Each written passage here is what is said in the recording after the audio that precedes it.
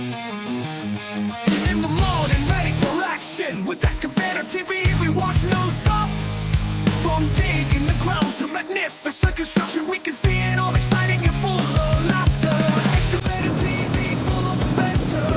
Digging the world, full of power. Running on the streets, breaking through solid rocks. Every day, it's full of inspiration.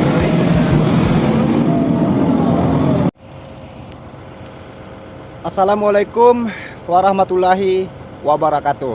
Bertemu lagi di sini bersama channel Excavator TV. Nah, jadi kesempatan pada pagi hari ini kita akan estafet material bauksit ya. Nah, kebetulan untuk ekskavatornya sudah ada di dalam front ataupun dalam shaft ya. Nah, itu nanti material bauksit ini akan kita estafet naik ke atas menggunakan ekskavator SDLG PC 210 ya. Jadi untuk kondisi shaftnya seperti ini karena kita sudah berada di ujung bukit ya. Jadi kita sudah masuk terlalu bawah, curam ini ya, curam.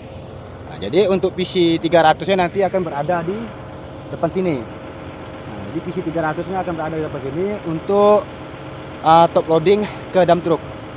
Nah, jadi tugas kita sekarang hanya estafet ya. Material ini kita naikin ke atas, kita rapatkan, kita dekatkan ke PC 350 untuk top loadingnya ya.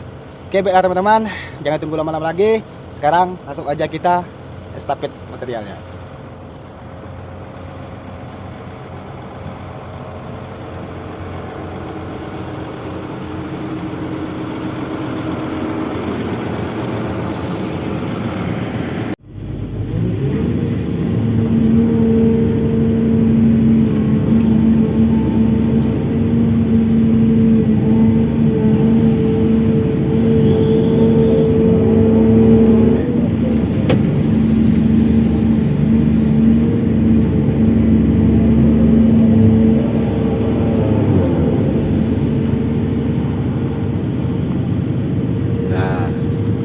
Jadi yang ini yang saya estafet sekarang ini adalah material bauksit. Nah, ya. Jadi untuk material bauksit yang masih di alam ini seperti ini ya. Nah, ini adalah kerikil-kerikil kecil ya untuk material bauksitnya seperti ini. Jadi untuk teman-teman operator yang belum paham apaan sih itu bauksit, nah, jadi material bauksit itu seperti apa sih? Nah, jadi seperti ini. Nah, ini ya. Nah, itu ya, nampak ya. Nah, jadi material bauksit itu seperti itu. Dan ini akan kita estafet, akan kita ambil ya, kita naikin ke atas.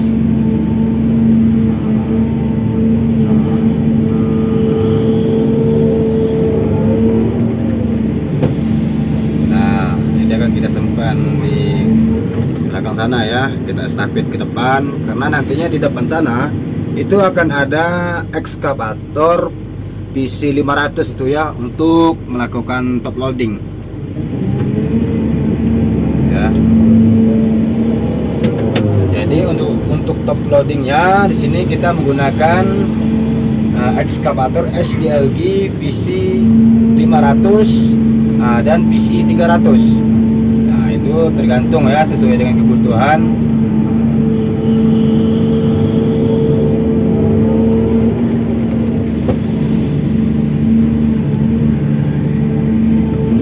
Dan untuk estafet di sini saya sendiri ya. Nah, dan saya sendiri di sini hanya menggunakan ekskavator SDLG PC 200 ini teman-teman ya. Ini hanya PC 200. Ini ya, ini hanya PC 200 ya.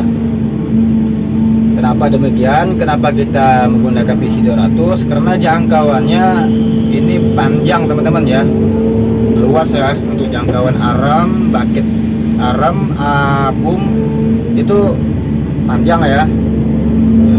beda. Kalau loading langsung ya menggunakan PC 300 ataupun PC 400 itu bisa ketinggalan itu untuk materialnya itu teman-teman ya. Nggak terangkat habis itu karena jangkauannya pendek. Nah begitu kira-kira.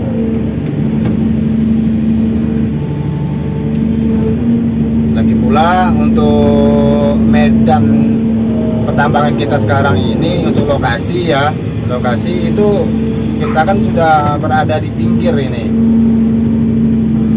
di pinggir dan posisinya miring. Jadi kalau langsung loading melalui front yang saya bikin saat ini itu untuk DT-nya kasihan, nanti nggak bisa nanjak ya. Nah, ya karena terlalu curam gitu. Nah, karena terlalu curam, jadi nggak bisa nanjak itu untuk DT-nya. Kalau ekskavator sih aman-aman saja itu. Ya kan mau curam, mau gimana pun itu tetap bisa naik. Karena ada sifatnya pakai trek ya kan. Kalau DT itu kan dump truck itu kan pakai itu menggunakan tire gitu, roda ya kan. Nah, jadi nggak mampu naik dia. Dan di sini kita juga menggunakan dump truck itu ya R12 ya. Berarti rodanya ada 12, itu Trintin ya. Nah, di sini kita menggunakan Trintin untuk mining sekaligus hauling. Kita juga menggunakan Trintin. Jadi di sini kita tidak menggunakan R10. Nah, karena kalau R10 itu muatannya ya paling kisaran 30 ton ya. Tapi kalau Trintin itu bisa mencapai 60. Nah, itu sekali gendong itu 60 ton. Nah, begitu ya. Jadi ya sekali gendong itu tuh lumayan ya kan. Nah, jadi seandainya kita ya memenuhkan tongkang itu nggak sampai setengah hari itu ya, tongkang yang kapasitasnya 30.000 ya enggak, yang 3.000 gitu ya, 3.000 ataupun 4.000 ton itu enggak sampai setengah hari, itu paling berapa jam saja itu langsung penuh udah ya. Kalau kita seandainya ya mau mining langsung, ini kan material ini langsungan ini teman-teman ya, langsungan karena ini kadarnya tinggi dan materialnya juga bersih nih teman-teman ya, jadi tidak perlu dicuci lagi nih teman-teman. Adapun kalau materialnya kurang bagus ataupun dia kebanyakan tanah dan kadarnya kurang bagus, itu harus kita olah lagi itu teman-teman, kita cuci, harus kita mining langsung kita kirim ke WP itu teman-teman ya. Nah, itu WP itu nama mesin pencuciannya, itu harus kita bersihkan lagi di situ. Tapi untuk material yang saya stapit sekarang ini tidak perlu dicuci lagi nih teman-teman. Ini langsung aja dikirim ya, masuk tongkang, langsung dijual, ini udah langsung jadi duit ini teman-teman. Nah ya, itulah kenapa di sini kita sedikit berhati-hati. Kita ya hanya mengambil yang bersih-bersihnya saja ini teman-teman ya, nggak sampai ke dasar-dasar ya kan. Itu kan kalau untuk dicuci itu biasanya kan kita loading ya kan, loading, tapi itu untuk dicuci itu biasanya kalau kita mengerok itu sampai ke dasar, itu namanya gong.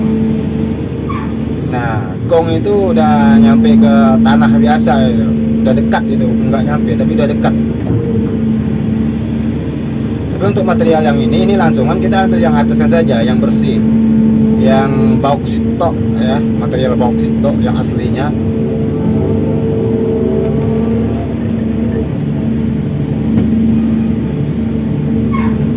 Ya, jadi untuk teman-teman yang masih bingung material bauksit itu seperti apa sih, nah jadi inilah material bauksit ya, yang saya kerok saat ini, inilah bauksit. Nah seperti ini ya, dia itu bentuknya itu seperti kerikil. Nah warnanya ini sebetulnya Dia mempunyai dua jenis sih warna khas bauksit itu. Dia ada berwarna merah, ya warna coklat, campuran dan bercampur warna kuning. Nah itulah bauksit seperti ini ya. Nah ini. Nah jadi di sini ada. Nah ya warnanya.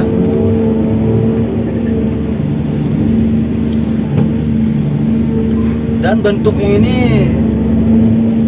seperti kerikil ya. Nah, kerikil. Bukan tanah ya, bukan tanah, tapi kerikil ini. Nah, itulah bauksit. Nah.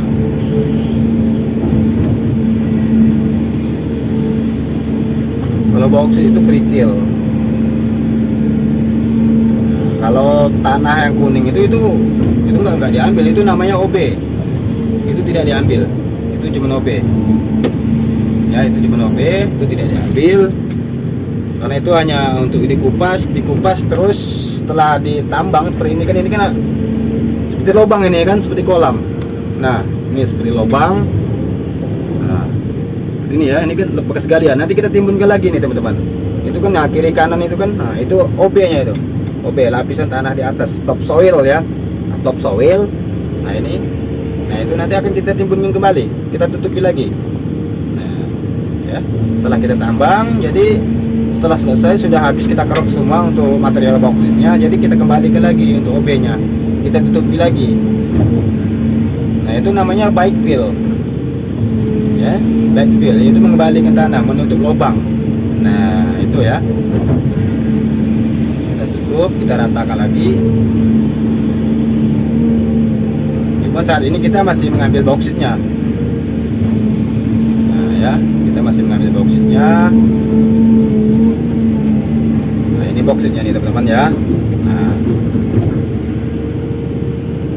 ini bauksitnya. Nah ini ya. Nah ini bauksitnya. Jadi kita hanya mengambil bauksitnya saja. Nah itu ada batasnya teman-teman ya. Untuk ketebalan bauksit ini ya bervariasi, tergantung medan, tergantung bukit. Nah ada juga yang sampai 2 meter, ya sampai 1,5 meter, bahkan sampai 3 meter itu ada, tergantung ya. Nah tergantung lahannya. Karena bauksit itu diamnya itu kan di bukit, di gunung. Nah jadi tidak sedalam-dalamnya, tidak seperti di tambang-tambang yang lain ya kan, seperti tambang emas itu kan dalam itu sampai puluhan meter ya kan, sampai puluhan meter, ratusan meter bahkan ke bawah tanah itu ya kan. Kalau bauksit ini enggak segitu, karena yang diambil itu hanya lapisan kerikilnya saja yang diambil, enggak sedalam itu, nggak sampai dalam amat ya kan, paling ya biasanya itu sampai 2 meter saja itu, 2 meter lebih, nah, sampai 3 meter itu aja untuk bauksit ya. Nah, jadi kalau kita mengeruk terlalu dalam itu kadang-kadang kita sudah kemakan kekong gitu. Kalau kekong itu nggak bisa diolah, itu sudah boulder ya, boulder itu nggak bisa dipakai itu hanya sampah. Kalau boulder itu nggak dipakai. Nah, jadi yang dipakainya cuma ini. Nah cuma bauksit saja yang diambil. Jadi untuk teman-teman yang masih bingung, jadi bauksit itu gunanya buat apa sih, manfaatnya buat apaan sih bauksit itu? Nah bauksit itu banyak sekali manfaatnya teman-teman ya, banyak sekali manfaatnya. Salah satunya ya, bahan yang kita pakai sehari-hari, peralatan rumah tangga ya, seperti panci ya kan, sendok, kaleng-kaleng aluminium, sprit, Fanta, seperti bodi-bodi pesawat ya kan, sebagian untuk membuat HP. Nah ya kan, sebagian itu dipakai untuk rangka-rangka mobil. Nah itulah bauksit, jadi banyak.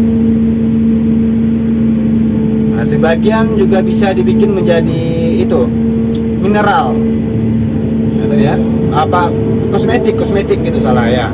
Nah, sebagian untuk peralatan kosmetik kecantikan ya, ini juga bisa. Nah, untuk warna printer, fotokopi, nah itu tinta itu ya, printer.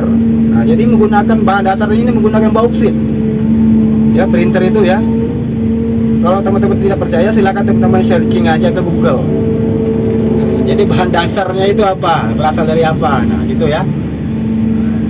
Jadi itulah gunanya saya bikin video seperti ini, supaya kita bisa sharing-sharing. Nah, jadi manfaatnya bauksit untuk apa. Nah, dan sebagian ini juga bisa dibikin menjadi keramik. Nah, keramik itu udah sehari-hari ya, untuk peralatan rumah kita ya, untuk lantai, untuk tembok ya kan. Nah, untuk piring itu kan bisa semua itu keramik itu. Porselen ya kan.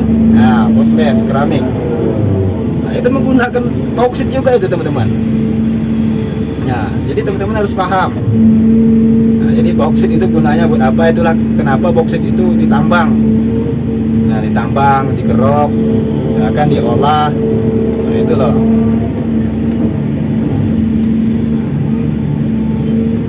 Nah, dan untuk lokasi kita sekarang, kita ya berada di ini kan di pit ya. Kalau bahasa ditambang ini pit itu berarti lokasi pertambangan, lokasi mining ya, untuk menambang, mining. Nah, pit. Nah, dan untuk pit ini namanya pit Cipedak. Ada lokasinya ini di dekat desa Nekdoyan ya.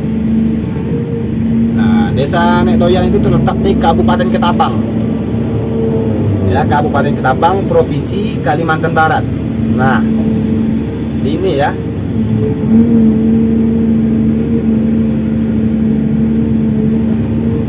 Jadi untuk bauksitnya ini sendiri, ini di Ketapang ini sangat banyak sekali ya.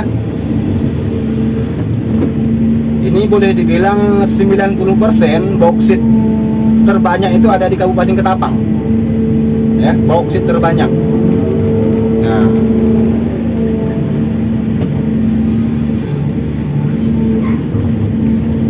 jadi bauksit yang terbanyak itu ada di Kabupaten Ketapang. Itulah kenapa pertambangan bauksit ini selalu aktif ya, selalu berjalan, selalu aktif. Karena materialnya ya di setiap bukit-bukit itu pasti ada. Setiap bukit, setiap gunung itu pasti ada. Khususnya untuk di Kabupaten Ketapang. Jadi nggak habis-habis itu, sampai puluhan tahun nggak bakalan habis untuk material bauksitnya. Ya, untuk material bauksitnya itu nggak bakalan habis. Karena biasanya kami mengambil bauksit ini ya, kan menambang bauksit ini dalam satu bukit itu kadang-kadang kita memakan waktu sampai 4 bulan ya, satu bukit sampai 4 bulan. Itu 4 bulan itu pun belum tentu selesai ya, galian kita itu masih banyak. 4 bulan, kadang-kadang 4 sampai 5 bulan lah. Nah, itu baru selesai. Bayangkan saja ya kan, di Kalimantan Barat ini punya berapa titik bukit, bahkan ratusan, bahkan ribuan ya kan, ribuan bukit. Nah, berarti itu artinya ribuan titik material bauksit. Nah, berarti itu tidak sedikit ya. Nah, gitu. Bayangkan saja ya kan, satu bukit aja kita kadang-kadang sampai 5 bulan. Sampai 5 bulan baru selesai satu bukit. Seandainya ada 100 bukit, nah itu berapa tahun itu?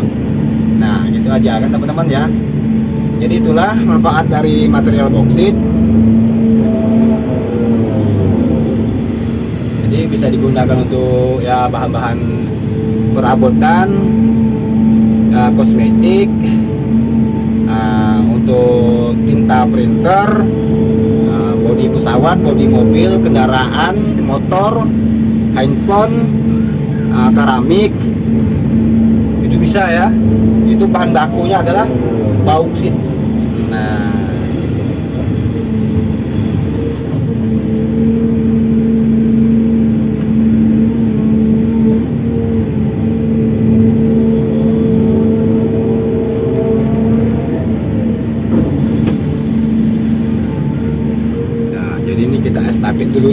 ya, estafet sambil menunggu PC 400 yang merapat.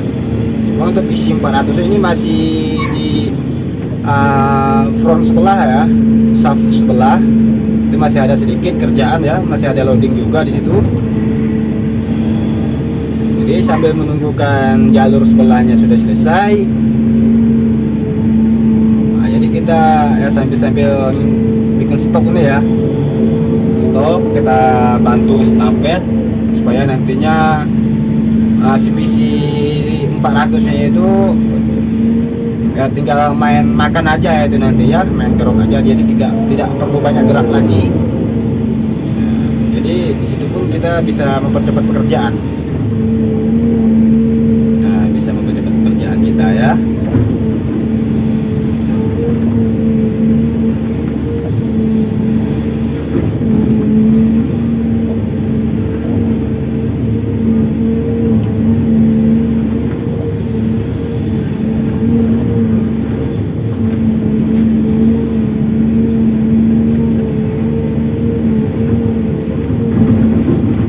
Sudah boulder udah ini boulder nggak perlu diambil, kita singkirkan saja. Ini boulder ya, yang merah-merah yang bulat-bulat itu boulder, itu nggak perlu diambil, itu hanya menjadi penghalang aja itu nantinya, itu hanya menjadi sampah itu teman-teman ya. Jadi bauksit itu seperti ini dia. Nah, ini bauksit yang di atas ini kerikil dia, batu kerikil tapi agak kecil-kecil ya kan.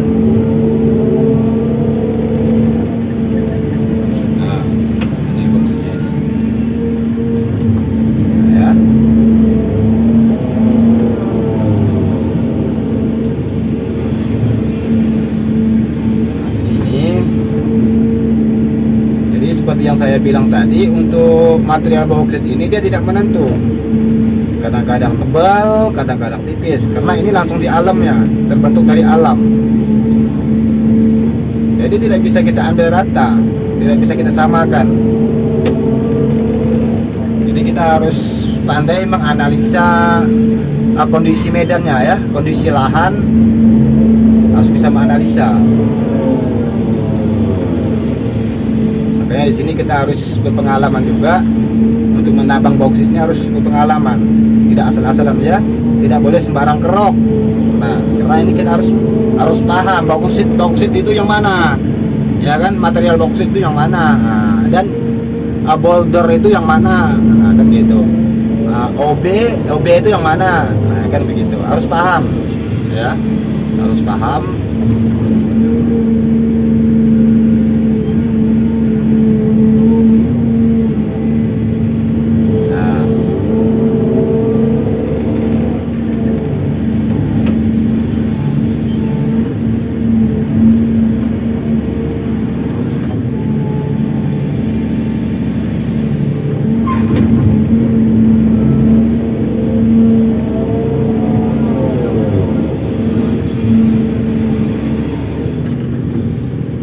Oke, baiklah teman-teman, saya kira sampai di sini untuk sharing-sharing kita pada siang hari ini ya.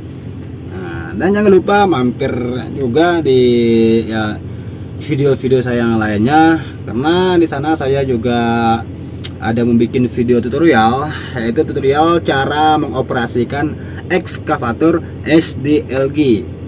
Nah itu ya. Nah, dan di sana saya sudah bikin videonya. Dan ada juga video review ekskavator SDLG. Nah, jadi untuk teman-teman operator yang belum paham, yang pengen tahu, waduh, ekskavator SDLG itu seperti apa sih, kan begitu. Isi kabinnya seperti apa sih, nah, dan cara pengoperasiannya itu seperti apa sih. Nah, dan saya sudah punya videonya. Jadi silakan teman-teman kunjungi saja di beranda channel YouTube Ekskavator TV. Oke, baiklah teman-teman, akhir kata assalamualaikum warahmatullahi wabarakatuh. Sampai bertemu lagi di video berikutnya.